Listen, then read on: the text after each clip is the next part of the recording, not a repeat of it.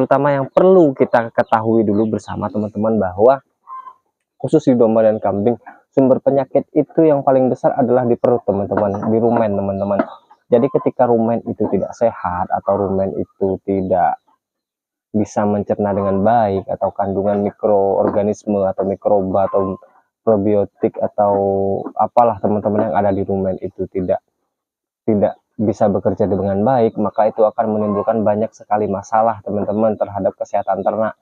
Contohnya seperti ternak lemas, tidak mau makan, sakit, ambruk, bahkan kematian teman-teman. Nah, itu sebenarnya yang perlu diketahui oleh para peternak pemula teman-teman. Ada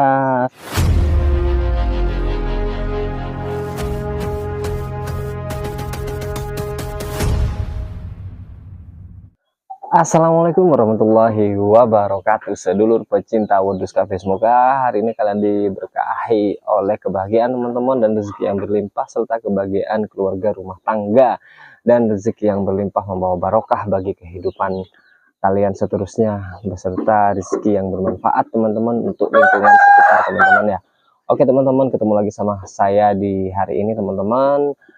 Kita akan coba bahas tentang beberapa satu aja teman-teman, tentang satu tips ya teman-teman untuk menjaga nafsu makan domba, ternak domba, kambing, domba ataupun sapi teman-teman, agar nafsu makannya stabil teman-teman, dan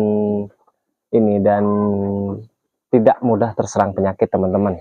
Sebelum kita masuk ke intinya, terutama yang perlu kita ketahui dulu bersama teman-teman, bahwa khusus di domba dan kambing, sumber penyakit itu yang paling besar adalah di perut teman-teman, di rumen teman-teman.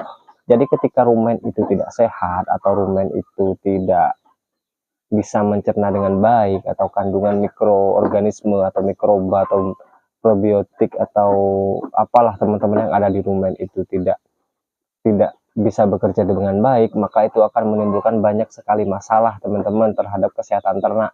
Contohnya seperti ternak lemas, tidak mau makan, sakit, ambruk, bahkan kematian teman-teman. Nah, itu sebenarnya yang perlu diketahui oleh para peternak pemula teman-teman. Ada satu hal penting teman-teman yang harus teman-teman itu aplikasikan di dalam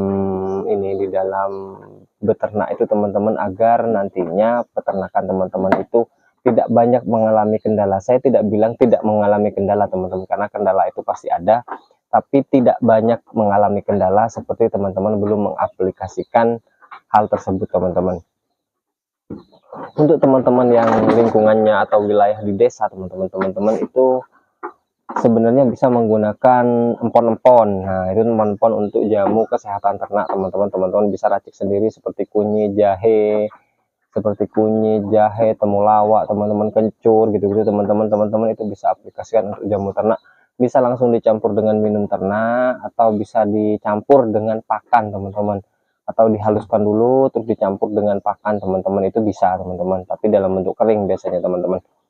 Nah, itu salah satu yang dilakukan oleh peternak tradisional teman-teman, itu untuk menjaga imunitas ternak agar tidak gampang terserang penyakit dan menjaga nafsu makan ternak teman-teman. Tapi sebenarnya yang ingin saya bahas itu sekarang, karena ini kita masuk ke wilayah peternakan modern atau zaman-zaman yang modern teman-teman, kita sudah mengenal yang namanya probiotik. Nah, probiotik ini sangat penting buat ternak teman-teman. Kenapa saya bilang penting teman-teman? Karena probiotik ini akan bekerja di dalam rumen teman-teman, bukan di pakan. Nah, itu teman-teman ya. Kalau probiotik ini hanya bekerja di pakan, itu umurnya berapa? 21 hari untuk memasakkan pakan teman-teman.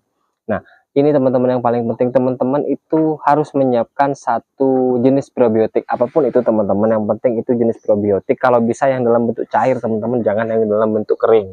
Karena kalau dalam bentuk probiotik kering, kita akan susah untuk mengaplikasikannya ke ternak teman-teman. Caranya itu adalah untuk menjaga pencernaan ternak yang merupakan sumber penyakit dari segala ternak teman-teman. Itu teman-teman cekokkan ke dalam mulut ternak teman-teman, cekokkan probiotik apapun itu. Saya nggak merekomendasikan jenis-jenis apa probiotiknya, teman-teman bisa gunakan M4, bisa menggunakan SOC, NASA, ataupun probiotik lain teman-teman. Tapi kalau teman-teman tanya di sini saya menggunakan apa, saya cukup menggunakan M4 teman-teman, karena itu probiotik yang cukup murah menurut saya, dan juga hasilnya lumayan teman, hasilnya bagus teman-teman ya ketika diaplikasikan kepada ternak. Nah, seperti yang bisa teman-teman dilihat di belakang saya ini, nah itu teman-teman, nah sampai ujung sana teman-teman, dan juga sebelah sini teman-teman sampai ujung sana itu, nah itu juga semuanya pada lahap makan teman-teman. Kalau pakan yang saya gunakan di kandang teman-teman sudah tahu sendiri di video-video sebelumnya itu menggunakan pakan apa teman-teman. Jadi caranya itu kita cekokkan teman-teman, kita bisa menggunakan alat cekok atau bisa menggunakan alat suntik teman-teman yang kapasitas 20 mili itu teman-teman. Ada beberapa cara yang harus kita lakukan untuk mencekokkan. Kalau menurut saya sih teman-teman mungkin gampang ya untuk mencekokkan, cuman ada step yang harus kita ketahui dalam mencekokkan probiotik ini kepada ternak. Yang pertama itu step seminggu sekali teman-teman. Kalau teman-teman mau menggunakan step seminggu sekali, teman-teman itu bisa menggunakan dosis 5 mili. 5 mili, jadi step seminggu sekali teman-teman bisa cekokkan ke ternak dengan dosis 5 mili teman-teman. Yang kedua step 2 minggu sekali. 2 minggu sekali teman-teman bisa gunakan dosis 10 mili untuk satu ekor ternak teman-teman. Yang ketiga itu kita cekokkan 1 bulan sekali dengan dosis 20 mili per ekor ternak. Kenapa harus kita cekokkan? Kenapa tidak dicampur aja dengan ini, dengan makan atau minum teman-teman? Yang perlu teman-teman ketahui, ketika probiotik itu dicampurkan kepada minum ternak teman-teman, iya kalau ternak itu langsung minum semua. Jadi ketika probiotik itu sudah dicampur dengan air, diaktifkan, entah itu menggunakan gula atau molasses teman-teman, dia hanya akan bertahan selama 2 jam. Nah ketika dia aktif bertahan selama 2 jam dan minum itu tidak habis oleh ternak, maka probiotik itu akan mati teman-teman. Nah umur probiotik itu teman-teman kalau di luar rumen itu hanya akan bertahan 2 jam teman-teman. Kalau dicampurkan dengan pakan dengan proses fermentasi itu hanya akan bertahan selama 21 hari teman-teman. Selama 21 hari. Makanya ketika kita membuat fermentasi atau silase menggunakan probiotik buatan atau probiotik alam yang ada di rumput, sarannya selalu 21 hari karena menunggu probiotik itu selesai bekerja semua, maka pakan yang kita buat itu sudah matang teman-teman. Ketika kita berikan pakan itu kepada ternak, itu nilai probiotik yang ada di dalam kandungan bakteri yang ada di dalam itu sudah habis, sudah mati semua teman-teman. Jadi ternak itu sudah memakan pakan yang kita sajikan itu dalam bentuk matang atau dalam bentuk sudah selesai diolah oleh probiotik teman-teman. Jadi ketika dia sudah masuk kepada rumen, nah rumen itu kan terbatas teman-teman probiotiknya teman-teman, dia memproduksi sendiri. Tapi kalau kita tidak tambahkan dengan probiotik dari luar teman-teman, kemungkinan kita kan tidak tahu nih rumen itu dalam kondisi baik atau kondisi tidak. Makanya pentingnya kita berikan probiotik tersebut teman-teman, kita cekokkan probiotik tersebut untuk menambah nilai ini apa namanya, untuk menambah nilai atau varietas atau variasi atau jumlah mikroorganisme atau probiotik yang ada di dalam rumen tersebut teman-teman, untuk mengolah pakan teman-teman. Jadi sebaik apapun pakan yang teman-teman berikan, sebanyak apapun pakan yang teman-teman berikan, ketika domba atau rumen ternak itu tidak bisa mengolah teman-teman, itu akan sia-sia teman-teman. Jadi ketika pakan itu baik, itu harus berbanding lurus dengan kesehatan ternak. Nah, itu harus berbanding lurus dengan kesehatan ternak dan kemampuan ternak itu untuk mengolah pakan yang teman-teman berikan. Nah itu akan menghasilkan value yang besar nantinya. Value yang besar ini seperti apa? Misalnya seperti penambahan bobot, nah, terus ke ini kualitas pertumbuhan cempe, atau kuantitas atau banyaknya susu yang dihasilkan ketika domba itu melahirkan. Itu sangat banyak manfaatnya dan juga akan terhindar dari berbagai macam penyakit yang ditimbulkan oleh kekurangan mikroorganisme yang ada di dalam tubuh ternak tersebut teman-teman. Jadi seperti itu teman-teman ya. Jadi kalau mungkin ada pertanyaan buat teman-teman, seperti misalnya kalau langsung dicampur dengan ini, dengan gula atau dicampur dengan tetes tebu, itu boleh nggak mas? Saya bilang boleh teman-teman, cuman tadi kalau teman-teman langsung cekokkan itu lebih baik. Karena apa? Karena gini teman-teman, seperti yang saya bilang sebelumnya teman-teman ya, ketika probiotik itu sudah diaktifkan di luar rumen, nah di luar rumen teman-teman, itu akan bertahan hanya selama 2 jam. Ya kalau ternak itu makan semua, minum semua.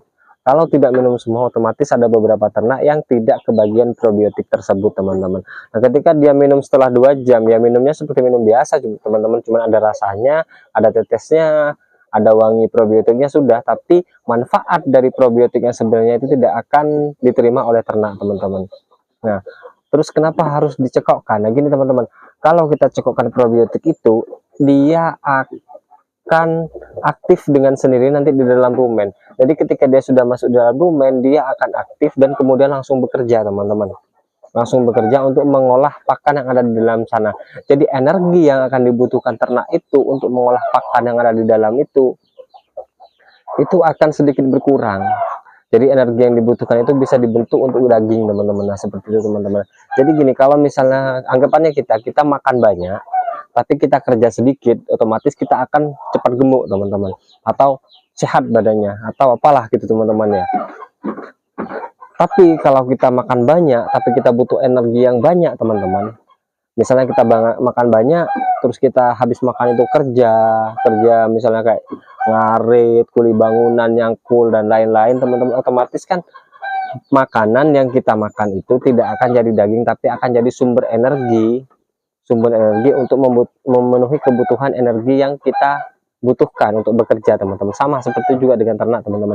Ketika mereka sudah selesai makan tapi di rumen itu kandungan probiotiknya sedikit atau bahkan tidak ada, teman-teman, maka pakan yang dimakan itu akan digunakan sebagai sumber energi dia, teman-teman, untuk mengolah pakan yang ada di dalam perut. Tapi ketika dia sudah memiliki pekerja di dalam perutnya atau probiotik di dalam perutnya, teman-teman, jadi dia akan sangat sedikit membutuhkan energi untuk mengolah pakan tersebut. Jadi dia tinggal habis makan tinggal tidur gitu, teman-teman. Yang bekerja mengolah itu adalah probiotik di dalam, teman-teman. Nah, probiotik ini ibarat karyawannya domba, teman-teman. Jadi ketika karyawan itu bekerja, kita tinggal tidur gitu, teman-teman. Sama seperti domba. Ketika probiotik itu bekerja dalam perut, dombanya tinggal tidur. Jadi yang akan terbentuk dari pakan yang kita berikan itu adalah daging, teman-teman. Daging, susu, atau pertumbuhan tulang, seperti itu, teman-teman. Jadi kenapa saya selalu bilang pentingnya probiotik dalam beternak untuk skala yang lumayan. Saya tidak bilang skala besar, teman-teman, tapi skala yang lumayan, teman-teman. Satu, untuk menjaga kesehatan ternak, terus dua, untuk menjaga nafsu makan ternak, terus yang ketiga, untuk melindungi ternak dari berbagai macam jenis penyakit yang minim lah, teman-teman, kayak pilek, terus kayak batuk, kayak yang lemas gitu-gitu, teman-teman ya. Memang tidak semua, tapi yang saya aplikasikan di sini, teman-teman, itu hasilnya sangat memuaskan kalau menurut saya, teman-teman, sangat memuaskan. Jadi domba-domba yang awalnya itu tidak suka makan atau makannya cuma sedikit-sedikit, teman-teman, setelah saya mulai aplikasikan probiotik tersebut secara cekok, teman-teman, dengan rutin selama 2 minggu sekali atau sebulan sekali, teman-teman, sesempatnya saya, tapi sebulan sekali itu pasti saya cekokkan, teman-teman. Alhamdulillah sekarang itu nafsu makannya stabil, teman-teman. Jadi untuk domba yang tidak makan itu, kalau saya lihat dia dalam keadaan sudah kenyang. Kalau domba-domba yang belum kenyang atau masih perutnya belum terisi penuh, teman-teman, dia masih doyan makan sampai palungan pakan itu habis, teman-teman. Jadi itu sedikit ilmu dari saya, teman-teman ya, atau sedikit pengalaman lah, bukan ilmu, teman-teman, dari saya untuk sekian berbagi buat teman-teman semua. Oke, gitu aja, teman-teman, video dari saya hari ini, teman-teman. Semoga bisa bermanfaat buat teman-teman semua. Assalamualaikum warahmatullahi wabarakatuh. See you next time.